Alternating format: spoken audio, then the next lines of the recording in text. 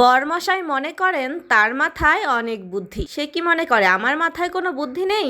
বরমশাই তুমি চলো ডালে ডালে আর আমি চলি পাতায় পাতায়। সে তো বাণিজ্য মেলার নাম করে ছোট্ট একটা মেলা দেখিয়ে পার পেয়ে যেতে চেয়েছিল, কিন্তু আমিও সেই বান্দা। যেহেতু সুবাস্তুর পাশেই মেলাটা ছিল, তাই বরকে ধরে বেঁধে মার্কেটে নিয়ে গেলাম। আসলে সে তো ছোট্ট মেলায় কিছুই কিনে দেয়নি, আর বাণিজ্য মেলাতেও নিয়ে যায়নি, তাই আজ সবকিছু সুদে আসলে বুঝিয়ে নেব। হ্যালো এভরিওয়ান, আসসালামু আলাইকুম। সবাই কেমন আছেন? আশা করছি সবাই ভালো আছেন। আলহামদুলিল্লাহ আমরাও অনেক বেশি ভালো আছি। চলে আসলাম আবারও নতুন একটি ভিডিও নিয়ে। আশা করছি শেষ পর্যন্ত সঙ্গেই থাকবেন। বরমশাই নিয়ে এসেছিল মেলা দেখাতে। মেলাটা কিন্তু অনেক ছোট, তাই সেখানে তেমন কোনো কিছুই নেই, আর আমি কিছুই কিনতে পারিনি। মেলাটা যেহেতু সুবাস্তুর পাশেই, তাই তাকে ধরে বেঁধে মার্কেটে নিয়ে আসলাম। তো আপনারা দেখতেই পাচ্ছেন মার্কেটে এসে বিভিন্ন দোকানগুলো আমি একটু ঘুরে ঘুরে দেখছি। আসলে আমার কিছু জিনিস প্রয়োজন, সেগুলোই খুঁজছিলাম, কিন্তু কিছুতেই সেগুলো খুঁজে পাচ্ছিলাম না। আসলে আমার আইব্রো পেন্সিল শেষ হয়ে গেছে। আমি কিন্তু বেশি সাজুগুজু করি না, আর এখন যেহেতু আমি ভিডিও বানাই, তাই মাঝে মাঝে একটু সাজুগুজু করি ভিডিওটা সুন্দর বানানোর জন্য।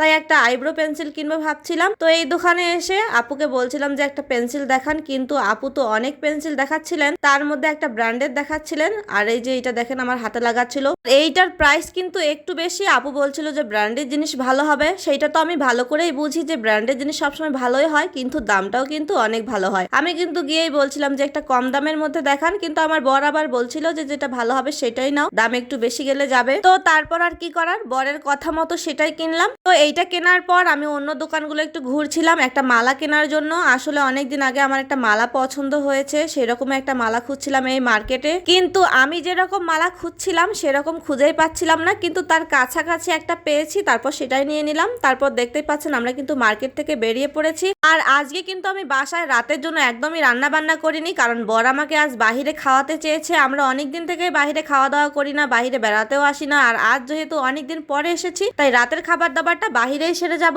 আর রাতটাও কিন্তু অনেক হয়েছে, আর এত রাতে মার্কেট থেকে গিয়ে বাসায় রান্না করতে কিন্তু খুবই কষ্ট হবে, তাই ভাবলাম যে রাতে বাহিরেই খেয়ে যাই। তো বর আমাকে বলছিল যে আজকের খাবারটা তুমি অর্ডার করো তোমার পছন্দ মতো, কিন্তু আমি তাকে বললাম যে না, আমার পছন্দ তেমন কিছুই নেই, তুমি যেটাই অর্ডার করবে আমি সেটাই খাবো। তো এখানে কিন্তু রাইস আইটেম তেমন কিছুই পাওয়া যায় না, আমরা কিন্তু মাঝে মাঝে এখানে খেতে আসি। তারপর চাইনিজ কিছু আইটেম অর্ডার দিয়েছি, ফ্রাইড রাইস, তারপর হচ্ছে বিফ, আর হচ্ছে ভেজিটেবল। তো খাবার তো অর্ডার দিয়েছি, রেডি করে দিতে কমপক্ষে আধা ঘন্টার মতো সময় লাগবে। আর আমরা মা মেয়ে এখানে বসে কার্টুন দেখছিলাম। আসলে আমি এখনো কেন জানি না ছোটবেলার মতো কার্টুন দেখতে খুব বেশি পছন্দ করি। তো কার্টুন দেখতে দেখতে আমাদের অর্ডার করা খাবার কিন্তু চলে এসেছে, আর খাবারগুলো কিন্তু খেতে অনেক বেশি ইয়াম্মি ছিল। আপনারা নিশ্চয়ই দেখতেই পাচ্ছেন খাবারটা কিন্তু অনেক লোভনীয় ছিল, আর ভয়েস দেওয়ার সময় আমার কিন্তু আবারও খেতে ইচ্ছে করছিল। আর একটা কথা কি জানেন, আমি যদি কখনো বাহিরে খেতে যাই কিংবা অনুষ্ঠানে যাই, আমি কিন্তু কখনোই পুরোপুরি খাবারটা শেষ করে আসতে পারি না। কেন জানি না, আমার বাহিরে খেতে ততটাও ভালো লাগে না, সেই খাবারটা যতই সুস্বাদু হোক। আমার মনে হয় কি জানেন, বাহিরের খাবারের থেকে বাসায় যদি ভর্তা ভাত খান, সেই খাবারটাই অনেক বেশি তৃপ্তি করে খাওয়া যায়। তো দেখতেই পাচ্ছেন শেষমেশ খাওয়া দাওয়া শেষ করে বাসায় এসে আমরা পৌঁছে গেছি। আর আজকের ভিডিওটি এ পর্যন্তই। সবাই ভালো থাকবেন। আল্লাহ হাফেজ।